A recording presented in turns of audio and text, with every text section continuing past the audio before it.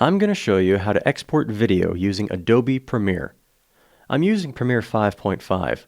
Depending on the version you're using, you should have an interface that looks somewhat similar. First, select the footage or sequence you wish to export. You can click on the timeline. When you do this, you will notice the gold highlight indicating that it is the active selection. You may also click on either footage or sequence from inside your project window.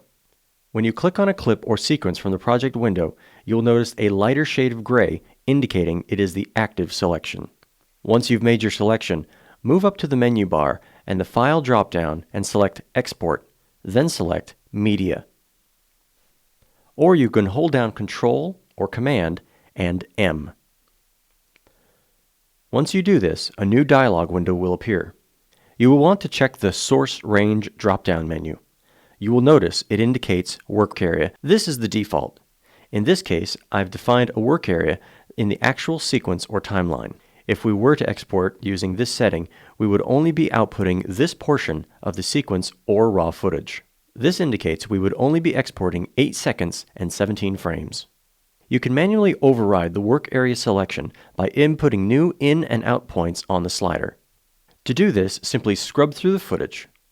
When you find the desired point, click on the Set In Point icon so that you set a new in or out point. You will notice the source range will now display Custom. You can get an indication here of the exact time of the portion of the clip that you would be outputting. You see we would be exporting 8 seconds and 11 frames. This is a great feature to use if you had raw footage and only wanted to output a single shot or series of shots. The third setting is Entire Sequence. In this case, this is the option we want to select. We can now see we would be outputting the entire sequence, or 29 seconds.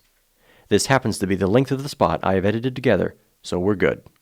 Next, we will move over to the Export Settings area. It will default to display the last settings you used. It appears I was outputting a file to be ingested into Avid, an MXF OP1A in the XDCAM HD 50-bit format.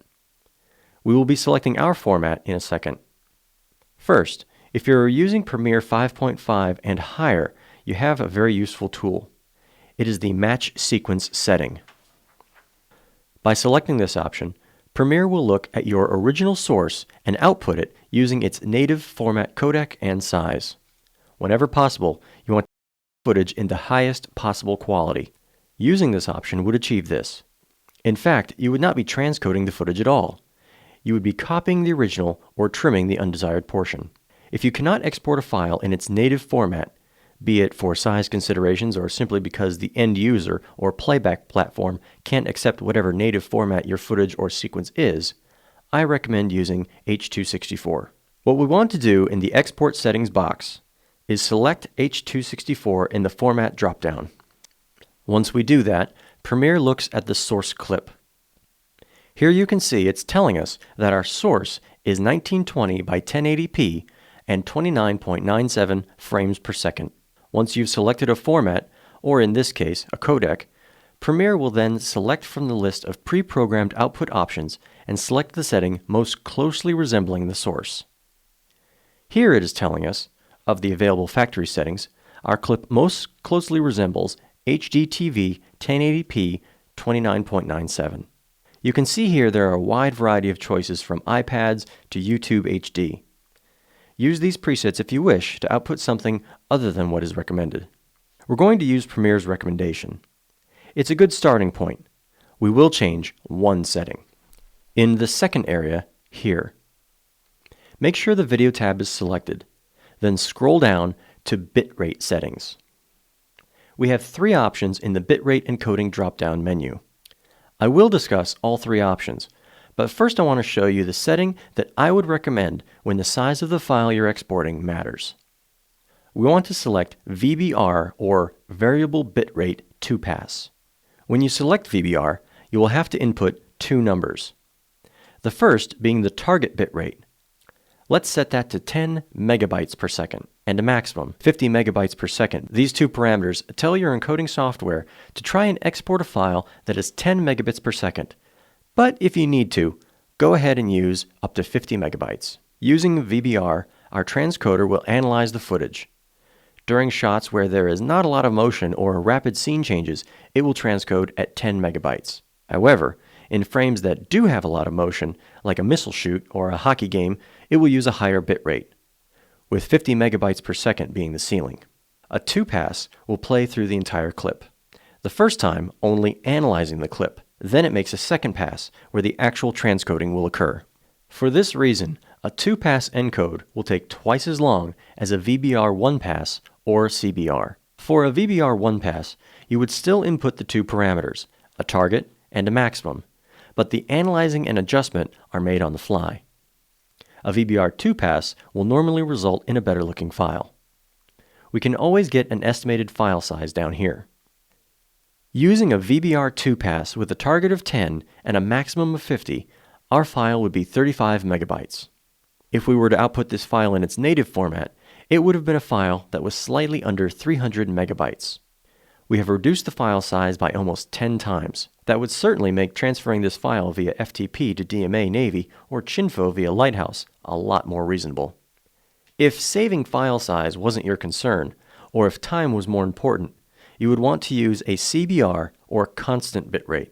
Using this option, you will only input one number and it will output a file using that parameter. Let's set this back to the settings we want to use. A VBR 2-pass at target of 10 and maximum of 50. Next, we always want to check what our file looks like before we export it. We can do that by coming over here. You will notice Source is selected. This window is displaying the original file. We always want to take a look at what our file will look like when it's outputted. To achieve that, select the Output tab. Now the window displays what the exported clip will look like after the settings you have selected or modified are applied. You will want to come down here and scroll or scrub through the footage. Always ensure that you're not seeing subjects that are tall and skinny or short and fat. If they are, you are probably about to output a file that is anamorphic, and we don't want to do that. You will want to come up to the output name. Click on this. It will, by default, use the name of your clip or sequence. You can override that by entering a new name. You can also select where you want the file to be saved to. It defaults to where you last outputted a file. Here we see it's going to our desktop. That's fine. We always want to know where to find our file. We are ready to pull the trigger on this encode. Before we do that, let me show you one other option. If you come down over here to the right of the preset dropdown, there's an icon that looks like a floppy disk. If we click on it, you have the option to save the setting we have just customized. I recommend saving your settings. It will save time next time when you need to transcode a file or in case you transcode a file and play it back and discover there's a problem. You can come back to the setting you used and make a slight variation and try to export it again. Once you have named your user preset, click on OK. It will save it to the user settings or top portion of the preset dropdown.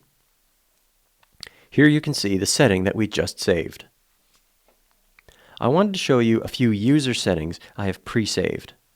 They're all slight variations on the VBR 2-pass with a target of 10 and a maximum of 50 that I have created and saved.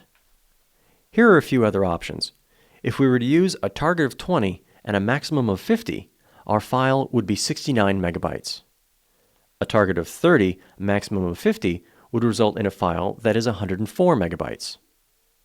All that from a file that was originally 300 megabytes. It's always going to be a judgment call on your part.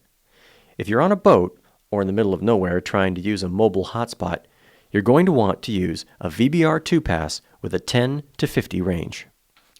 If you're at headquarters and have a great pipeline, you'll want to send either native format or at least a VBR of 30 to 50, or even a CBR of 50. Let's set this back to the settings we want to use. A VBR 2-pass at target of 10 and maximum of 50. Let's pull the trigger on this export. H.264 is a very complicated transcode. My experience is it takes 2 to 1 to transcode an H.264 file. A minute file will take 2 minutes to transcode. In this case, we have a 29-second clip that will take a minute to transcode into H.264. Because we're using 2-pass, it will take twice that time, or 2 minutes. After a moment, Premiere will give you an estimated time to finish, and you can see it saying approximately 2 minutes. I'm not going to make you watch this entire thing. I will fast forward and show you the final product, a file that has been reduced from 300 megabytes to 35 megabytes. It's still HD and looks great. I hope this helped. Thanks for watching. Let's do this big! All Hands Magazine. It's back and better than ever. Filled with stories and information that matter to you. If you're motivated, this is where you need to be. I'm one of 2 of the master helmsmen on the ship, which is pretty cool because I could say that I drive around a multi-billion-dollar ship. Not many people can do that. Where you want it, when you want it. Check it out at www.ah.mil. For sailors, by sailors.